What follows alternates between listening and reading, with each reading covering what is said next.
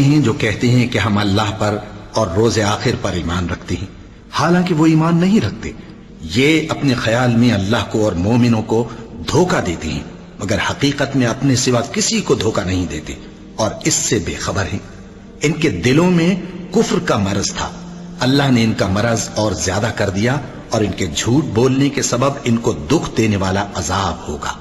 اور جب ان سے کہا جاتا ہے کہ زمین میں فساد نہ ڈالو تو کہتے ہیں کہ ہم تو اصلاح کرنے والے ہیں۔ دیکھو یہ بلا شبہ مفسد ہیں لیکن خبر نہیں رکھتے۔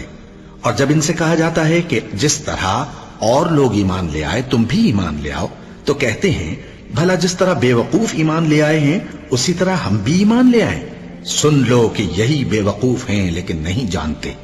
اور یہ لوگ جب مومنوں سے ملتے ہیں تو کہتے ہیں کہ ہم ایمان لے آئے ہیں، اور جب اپنے شیطانوں میں جاتے ہیں تو ان سے کہتے ہیں کہ ہم تمہارے ساتھ ہیں، اور مسلمانوں سے تو ہم